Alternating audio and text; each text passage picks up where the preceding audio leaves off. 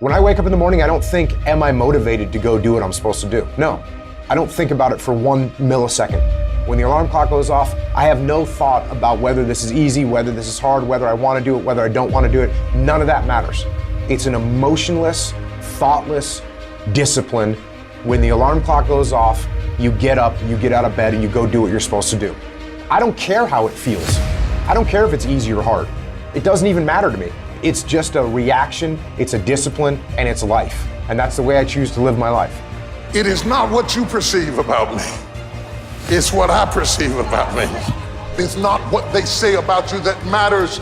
It is what you say about you that threatens your destiny. You will never be defeated by what they say about you.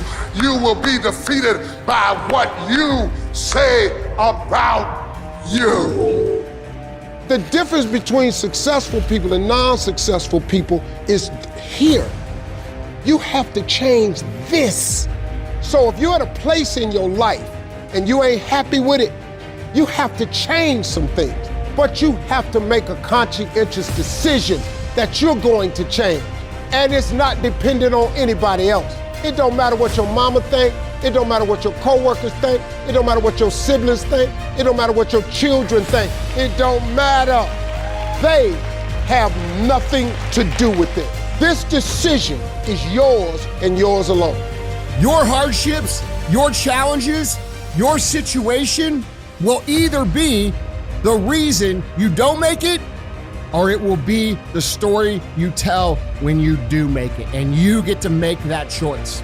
Those of you that are achieving, one of the reasons the achievement is slowed down is you've allowed yourself to feel less desperate. When you were broke and starting your business, or when you were brand new in your relationship and you were desperate to get her to love you or desperate to get him to love you, you took massive, big action. How many of you are moms in the room? Raise your hand. If you woke up tomorrow morning and your baby wasn't in their bed, would you be desperate right away, yes or no?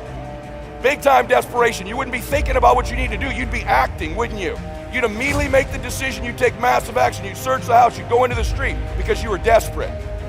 So when you remove desperation, all this bullshit creeps into your life where you think you have to have the perfect plan and look the perfect way and have the perfect thoughts and be all zen and perfect. What you need is to be desperate. What you need is to get after it. Your imagination, you the only one can see. You're the only one can see it. The problem with your imagination, though, is you tell it to the wrong people. How many times have you had this really incredible idea and you took it to your family and your friends? You shared it with it and they shot it down. You know why they shot it down? Because they couldn't see it. See, all this stuff you've been imagining, you ought to start working on it. Your real life is in your imagination. Dust off your imagination and just go for it. You got to try. Quit waking up thinking you ain't got no say-so in your life.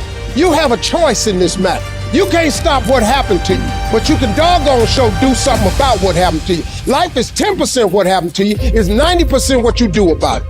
I don't care if you have to inch your way day by day, even if you have to get down and it hurts and it's hard and nobody can see what you're really going through. If you don't quit. If you want to know something about yourself, sit on your bed one night and say, what's one thing I'm doing wrong, that I know I'm doing wrong, that I could fix, that I would fix? You meditate on that, you'll get an answer. And it won't be one you want, but it'll be the necessary one. Everything that's happening to you is God is processing. Every difficult moment you're having, He just processing it. That's all He's doing.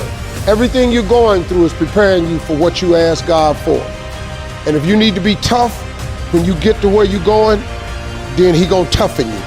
If you gotta be more caring along the way, He gonna let you have some trials come your way that's gonna have to produce that in you. If you want to begin to move, you've got to clear your mind of all the unnecessary luggage and baggage that's weighing us down. You're going to have people to do things to you. Things are going to happen to you. And the most important thing to do is to harness your will and let it go and move so you can grow, so you can get on with your life. It doesn't matter about what happens to you. What matters is, what are you going to do about it?